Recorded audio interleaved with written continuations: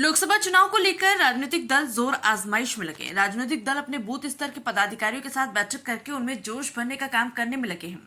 कांग्रेस के राष्ट्रीय महासचिव और उत्तर प्रदेश प्रभारी अविनाश पांडे ने कुशीनगर लोकसभा क्षेत्र के ईडी गठबंधन के पदाधिकारियों के साथ सामान्य बैठक की। बैठक के दौरान कांग्रेस प्रदेश प्रभारी अविनाश पांडे ने ईडी गठबंधन के कार्यकर्ताओं में जोश भरते हुए कहा कि पूरे देश में बदलाव की आंधी चल रही है, इसलिए सभी कार्यकर्ता पूरे जोश खरोश से चुनाव में लग जाएं, तो ये कुशीनगर और देवरिया की सीट हम भारी अंतर से जीत सकते हैं। उपस्थित लोगों को संबोधित करते हुए प्रदेश प्रभारी अविनाश पांडे ने कहा कि मणिपुर में लगभग 1 साल तक दंगा हुआ, महिलाओं को निर्वस्त्र करके घुमाया गया, लेकिन देश के प्रधानमंत्री ने इस पर एक शब्द नहीं बोला। जबकि कश्मीर घाटी के शांतिपूर्ण तरीके से चुनाव होने को लेकर महासचिव भागते दिखे।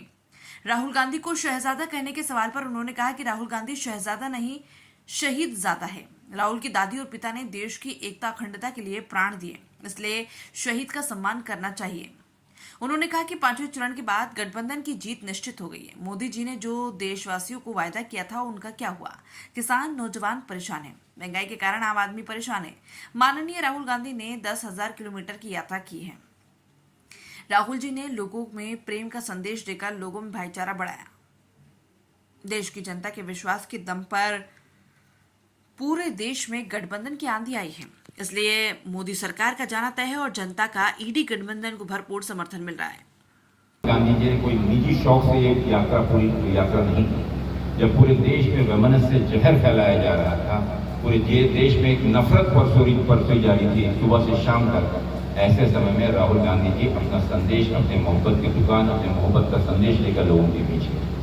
और यही उद्देश्य इस गठबंधन का कि फिर एक बार सभी विपक्षी दलों के साथ इस गठबंधन के नेताओं के नेतृत्व में माननीय अखिलेश जी, माननीय राहुल गांधी जी, माननीय हमारे मल्लिकार्जुन खड़गे जी, प्रियंका जी और अन्य सभी दल के नेता, केजरीवाल और सभी नेता इस उद्देश्य को लेकर इस देश की जनता को जो विभाजित थी। और आपको मैं बता दूं कि 2014 में माननीय मोदी जी को सिर्फ 34% मत मिले थे।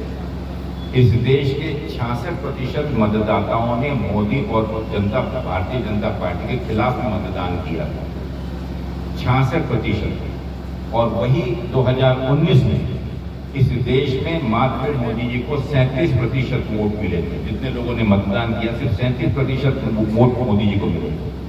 इस देश की 63% जनता ने मोदी जी और भारतीय जनता पार्टी के विरोध में मतदान किया। देश के किसान निकलकर सड़कों पर 8 महीने से भी ज्यादा समय संघर्ष करता रहा, लेकिन माननीय मोदी जी के कानों में क्यों नहीं रहेंगे। लेकिन कांग्रेस के और समाजवादी अन्य सभी विरोधी दलों के साथ, विपक्षी दलों के साथ नेतृत्व में कांग्रेस के जो किसान यूनियन है उसके नेतृत्व में इस आंदोलन के चलते उन्हें एक काला कानून वापस लेना पड़ा। लेकिन आज जहां पर संविधान को बदलने की बात वो करते हैं, वहीं पे इस संविधान को बदलते हुए फिर से उस काले कानून को नए स्वरूप में, नए प्रारूप में वो लाना चाहते हैं। साथियों, जो 800 से भी ज्यादा किसानों ने शहादत दी, इस बीच आत्महत्या की, कोरोना से मरे, बीमारी से मरे, एक्सीडेंट से मरे, उन शहीदों के, उन किसान के शहीदों को श्रद्धांजलि को दूर उनके परिवार के प्रति 2 शब्द संतावना के भी माननीय नरेंद्र मोदी जी, देश के प्रधानमंत्री जी ने आज तक उनके परिवार के बारे में 2 शब्द भी संवेदना के नहीं कहे। और इतना तो छोड़ दीजिए साथियों, जो किसान संघर्ष कर रहा था, आज जब फिर से वो सड़कों पर संघर्ष कर रहा है तो उसे आतंकवादी घोषित कर दिया गया है। जब इस देश का पालक, इस देश का जो इस देश का पेट भरता है, उस किसान को भी अगर आप आतंकवादी कहकर और देश निकाला और जेल में डालने की बात जब कहेंगे तो आप समझ सकते हैं कि लोकतंत्र की क्या अवस्था है। हिंदुस्तानी दूसरे हिंदुस्तान को मार रहा है, घरों को जला रहा है, गोलियां चल रही हैं, बम फट रहे हैं, हमारी नारी शक्ति को, हमारी मातृशक्ति को सड़कों पर निर्वस्त्र होकर अपमानित किया जा रहा है।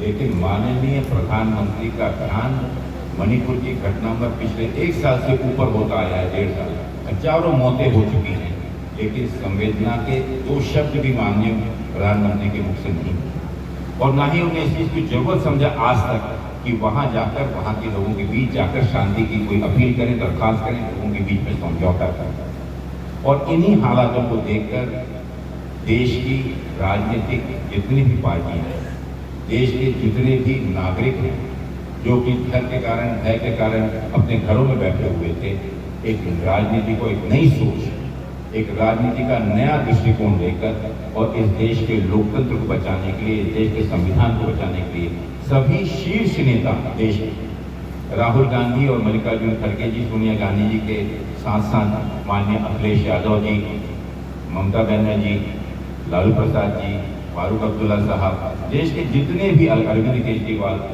देश के जितने भी शीर्ष नेता थे, वो एकत्र आके उनको ये गठबंधन बनाना पड़ा।